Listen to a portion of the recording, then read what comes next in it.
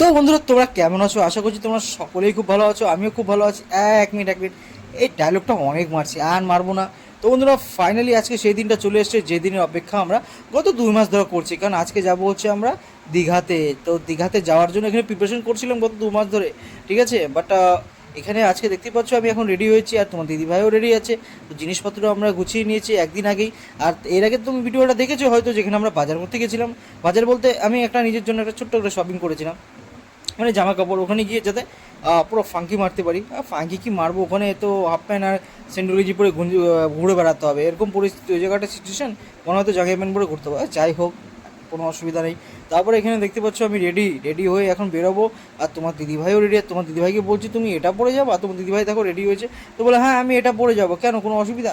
বলে না না না, ঠিক আছে। তো বলে ঠিক আছে চলো। আমি বলি তুমিও বুঝবে পরে। তা আমি কি হরিদাস পাল, আমি তো বুঝতে পারলাম না। পরে আমি এখানে দেখতে পাচ্ছ পুরো ফাঙ্কি মেরে একদম রেডি হয়ে, চুলে জেল ফেল লাগিয়ে, একদম তেল ফেল লাগিয়ে একদম পুরো রেডি। ভিতরে একটা গেঞ্জি, উপরে শার্ট, গেলায় ব্যাপার। তারপর কি এখানে রেডি হয়ে দেখি বাইরে বেরোচ্ছি, দেখি আমার শ্বশুরবাড়ির লোক মানে সবাই রেডি। মানে যারা যারা যাচ্ছে আর কি, আমার সম্বন্ধী যাচ্ছে, আর শাশুড়িমা যাচ্ছে, ভাস্তা যাচ্ছে, আর এদিকে বৌদি যাচ্ছে, সম্বন্ধীর বউ, এদিকে আমার বউ আর বাচ্চা, এদিকে এই কজন মিলে মানে 7জন আমরা যাচ্ছি টোটাল ওখানে ঘুরতে। আর কী কী করছি না করছি সব কিছু তোমাদের সাথে শেয়ার করবো। আর তোমার দিদিভাই এদিকে হাত পাচ্ছে, বলে 20 টাকা দাও। আমি বলি 20 টাকা দিয়ে কী করবা? বলে দাও না, আমার একটা কাজ আছে। আমি বলছি ঠিক আছে, যাওয়ার আগে হাত পাচ্ছ, বল ঠিক আছে নেও বাবা। তারপর এখানে দেখতে পাচ্ছি যে আমাদের সব লাগেজ ফাগেজ রেডি। আর লাগেজ ফাগেজ রেডি রয়েছে। আর এখন বেরোবো আমরা এখান থেকে। আর এখানে বেরোনোর আগে মহিলাদের একটা মানে সম্মেলন চলছে, পানের একটা মানে চলছিল।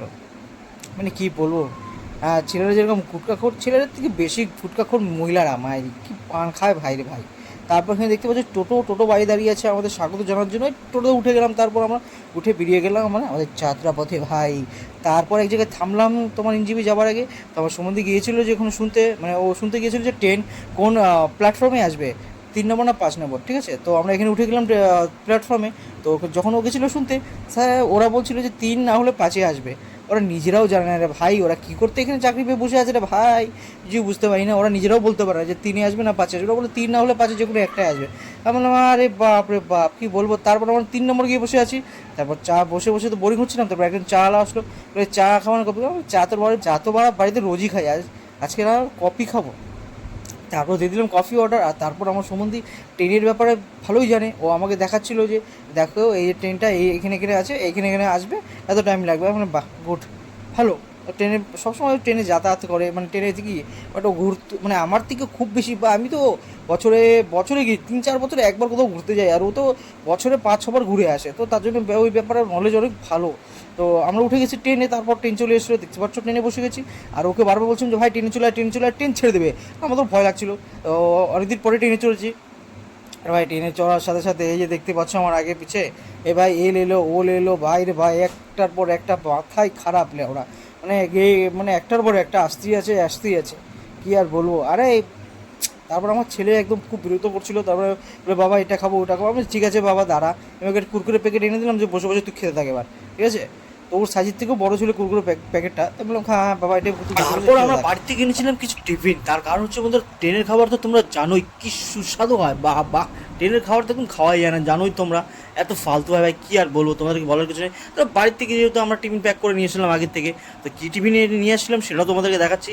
আসলে আমার সিট পড়ে গেছে উপরে একদম বাথরুমের কোনায় ভাই। আহা, রাত্রেবেলা ঘুমানোর সময় যা সেন্ট পেয়েছি বলার মতো না, মানে সারা রাত খালি গন্ধে গন্ধে কেটেছে আমার বাল। কী বলবো, একদম বাথরুমের পাশে সিট ছিল উপরে আমার, কী বলবো। তারপর দেখতে পাচ্ছ এখানে বাড়ি থেকে আমরা প্যাক করে নিয়েছিলাম ডিমের কারি আর ভাত।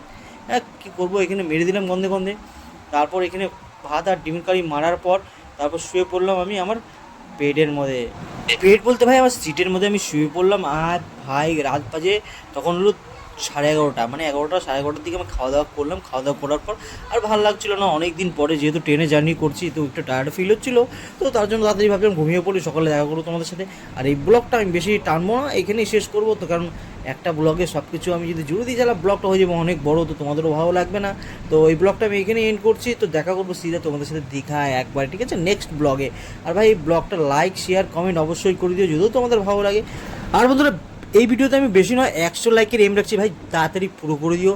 আর এই ভিডিওটাকে যত বড় তত শেয়ার করে দিও ভাই। আমার যেসব বন্ধু আছে সবাইকে বলছি ভাই শেয়ার করে দে রে ভাই, শেয়ার করে দে ভাই, তোদের ভাইকে সাপোর্ট করে দে একটু। চল দেখা করবো তোদের সাথে দীঘাতে